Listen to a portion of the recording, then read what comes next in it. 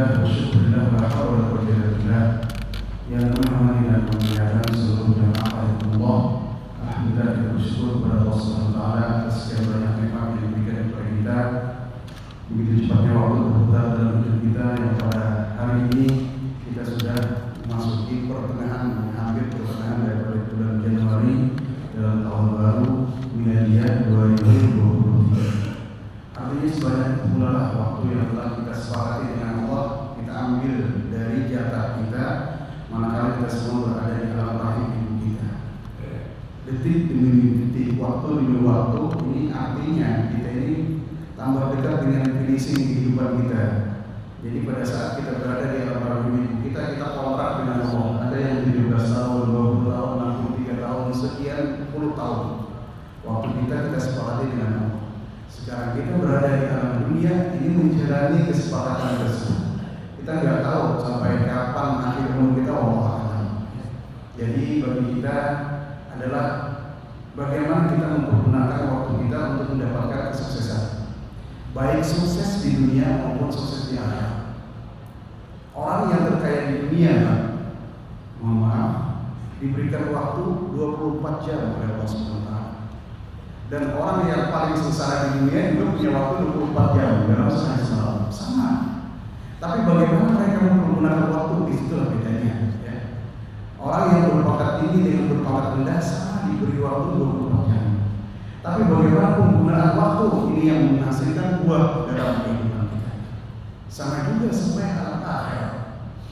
Kami tidak berbicara mengenai masalah dunia karena mungkin sampai lebih mengerti lah tentang masalah itu. Tapi bagaimana persiapan kita untuk menempuh hidup yang lebih jauh, ini yang ingin kita bahas. Mengambil sebuah nasihat daripada Imam Syafi'i Al-Balkhi di dalam sebuah mutiara hikmah, di mana beliau adalah murid daripada Imam Ibrahim bin Adham dan beliau adalah guru daripada Hakim Al-Asam. Gurunya ulama besar, muridnya juga ulama besar. Tanda orang besar seperti itu biasanya. Kalau orang besar, ulama besar, itu dia punya guru orang besar, muridnya juga dia ulama besar. Beliau mengatakan dalam sebuah mutiara hikmahnya, "Talaqna khamsan wa wajadna fi khamsatin ukhra." Kami mencari 5 hal, kata Imam Syafi'i Al-Balkhi, ternyata kami dapati di 5 hal berikutnya. Yang pertama adalah talaqna najata minal ma'asi wa wajadnahu fi shalatil duha. Kami berusaha untuk memproteksi diri dari bermacam segala kemaksiatan, pelanggaran dalam kehidupan yang mohon maaf didorong oleh hawa nafsu yang kadang tidak terkontrol dalam kehidupan kita. Allah sudah menyediakan akal dalam hidup kita, baik orang beriman ataupun tidak beriman. Allah berikan akal. Akal ini adalah malik, dia raja dalam tubuh kita. Tapi akal ini bisa kalah kalau seandainya nafsu seseorang lebih dominan. Disinilah perlunya kita menjaga akal sehat. Jangan sampai akal kita dikuasai hawa nafsu kita. Begitu banyak orang yang membangun nama, membangun citra dalam kehidupan dari nol dengan waktu yang panjang, tapi karena hawa nafsu, entah itu dalam bentuk emosi, amarah dan sebagainya, hanya karena hawa nafsu, hawa dalam sesaat hancur. Karir yang dibangun dari nol bertahun-tahun dengan biaya pengorbanan, bahasa anak sekarang berdarah-darah kita membangun, hancur karena apa? Karena hawa nafsu kita tidak terkendali.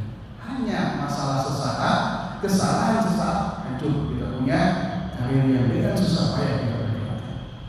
Tentunya kita berlindung dari Allah agar apa?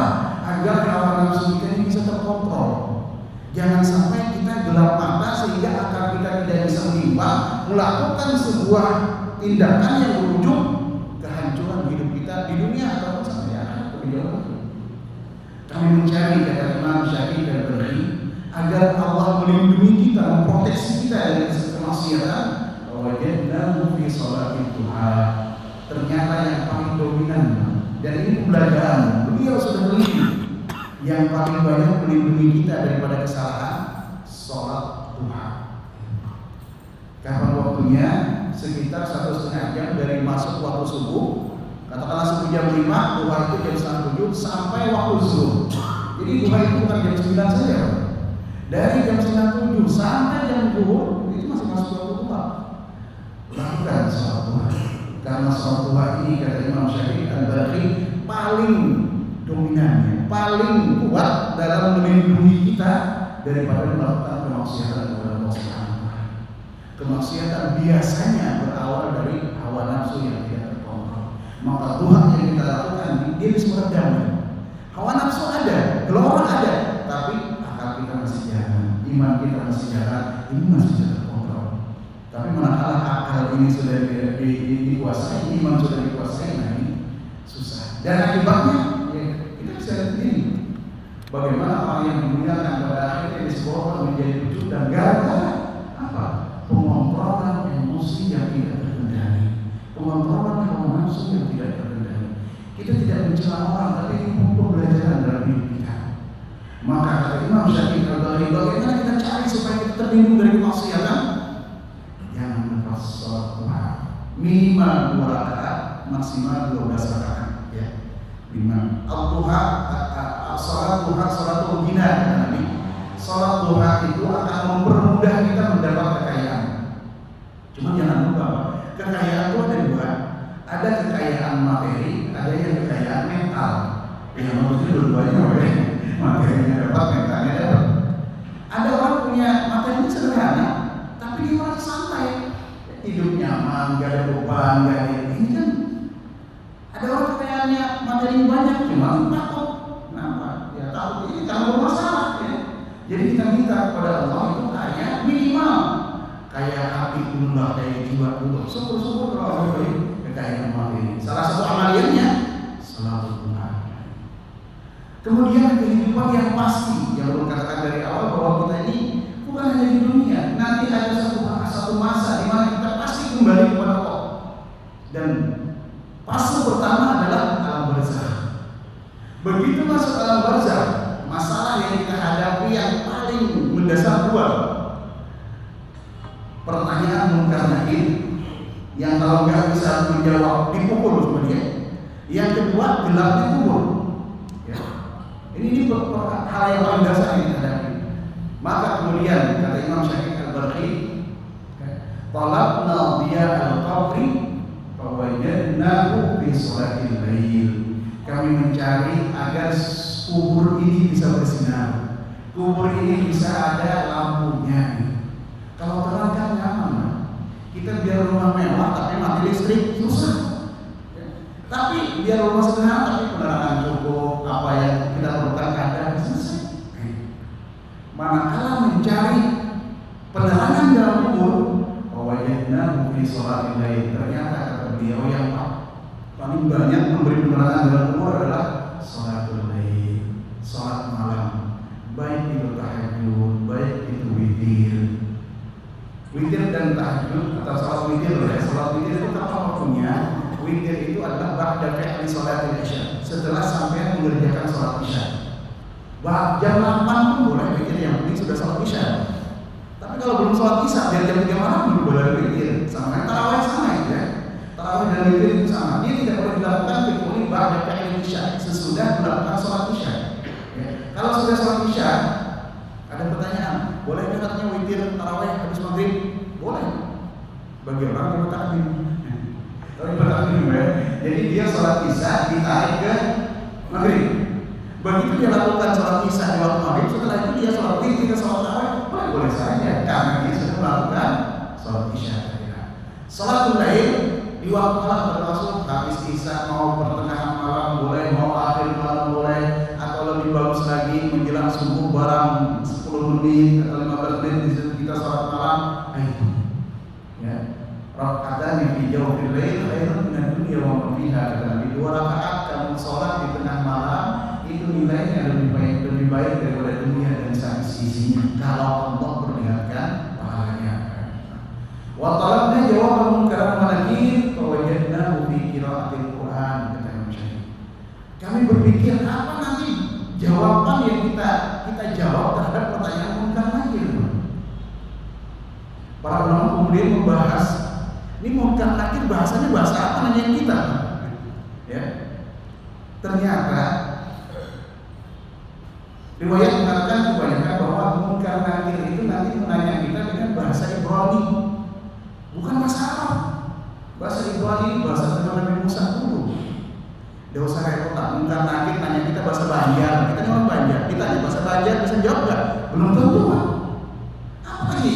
Pakai bahasa Ibrani kita nggak ngerti kita kan? Bagaimana cara menjawabnya?